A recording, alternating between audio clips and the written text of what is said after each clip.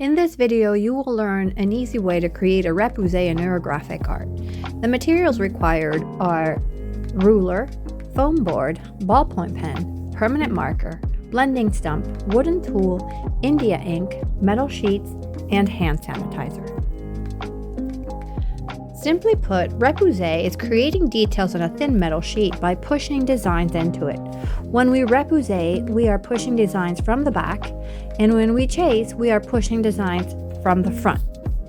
Now let's practice creating infinite shape patterns, which will be used when we repousse our design. Draw between 4 to 6 lines that are curvy on the space provided. Then we're going to do inside of each space, we're going to be following the shape of the lines, and we are going to be going around and around without touching the previous line until we get to the middle of the shape. Continue doing this until you have filled out all of the shapes.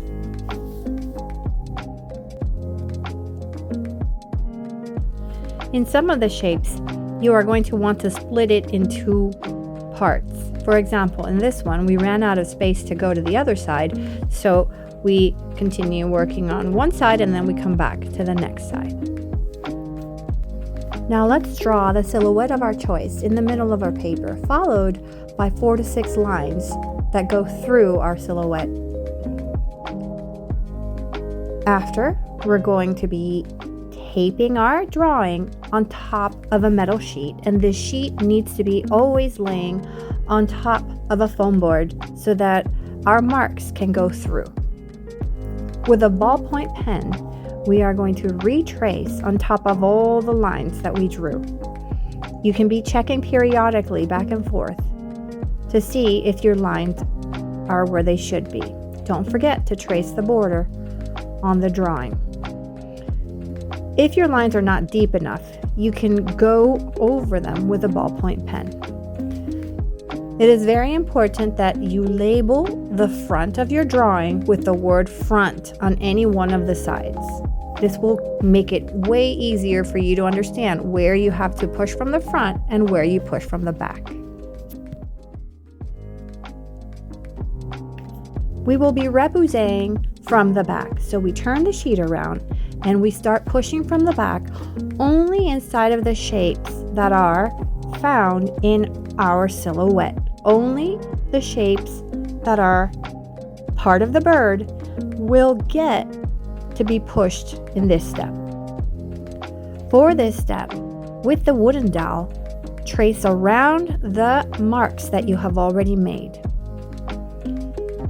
To keep things simple, I chose to mark all of the shapes inside of our silhouette.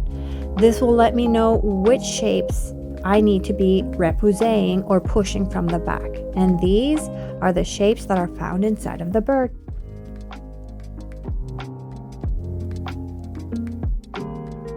You can either trace around the shape as you see me doing, but I think that the easiest thing to do is to mark with an X in the middle of all the shapes that you will be pushing from the back or repoussing.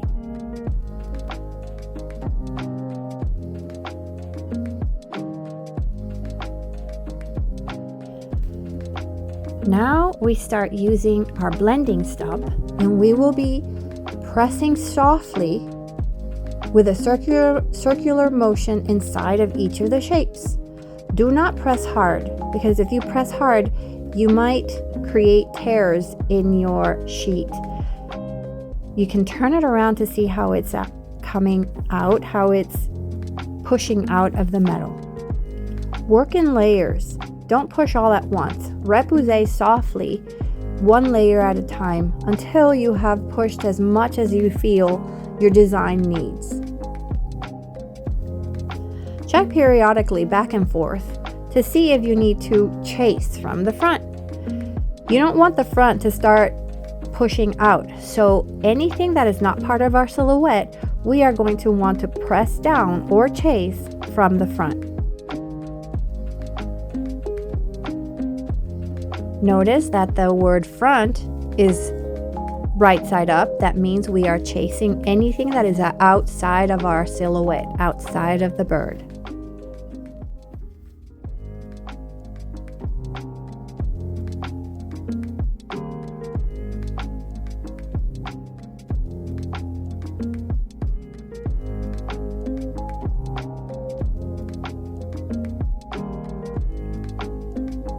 After we have pushed or chased from the front outside of all of bird, then we can flip it around and continue working on any of the spaces that still need to be repoussed. We know what spaces need to be worked because it will be the marks that are still very clear. As we work each of our spaces, our marks will start getting duller and duller, and this tells us that we have already worked on it. Notice how our metal sheet is being pushed out. We are chasing. Anytime we are working outside of our silhouette, we are pushing from the front. When we are working inside of the silhouette, we are pushing from the back.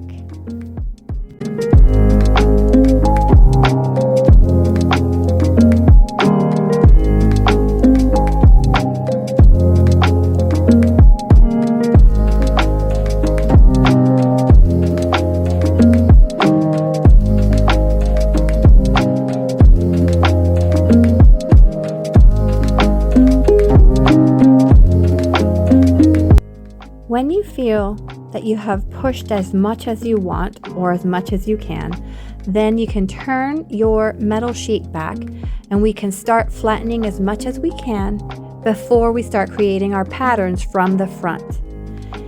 Now we are going to switch tools, and with the wooden dowel, we are going to be chasing or pushing the pattern inside of all the shapes that are outside of our silhouette.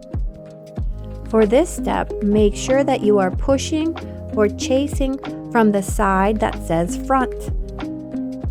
We are going to be creating these infinity patterns that go around and around each of the shapes, following the lines of the shapes. The easiest way to create these lines is to start from the outside and make your way inside. Pick any shape that is outside of our silhouette and just start at the edge and make your way inside without touching any of the lines, and keep going around and around until you run out of space.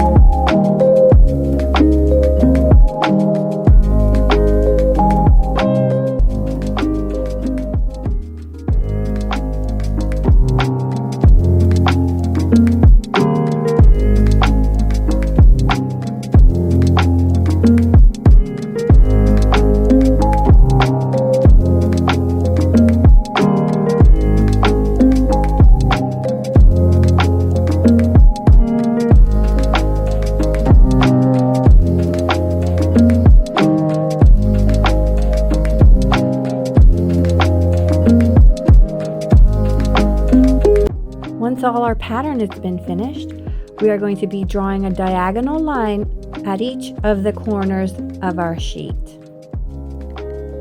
Be careful not to cut yourself in this step. These lines will help us know where we should cut with our scissors.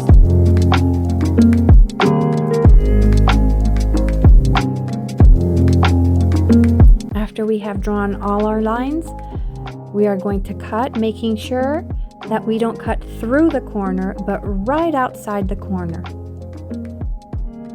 After we have our 4 tabs, we are ready to start folding our edges in order to make our artwork safe to handle. Use the help of a ruler to fold the tabs onto the ruler. Make sure that you are folding it in the right direction. We want to be able to read the word front clearly. We want our silhouette to be puffed out.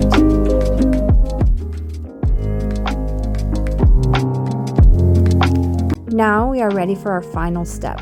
Using India ink and a brush, we are going to be applying the India ink in all the crevices that we have created, and this will help our shapes and patterns be highlighted. There is no need to add a lot of India ink. A little bit goes a long way, and we mostly need to get it inside all of the crevices. It does not have to cover our shapes and silhouette completely. After we have covered all of our lines, we are going to take a paper towel and we are going to wipe off the excess India ink.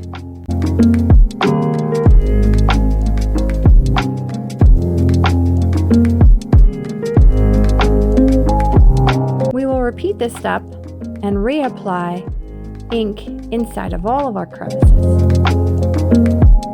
We will remove the excess as well. And then the final step, we are going to be adding a little bit of hand sanitizer onto a dry and clean paper towel. The hand sanitizer is going to help remove all of the India ink from the top of our repousse. And this will help our lines be more visible. This step must be done very softly so that you don't push down on any of the work that you have repoussed. After that, you should check to see if you are happy with the amount of India ink that you have, and you have finished your artwork. Enjoy!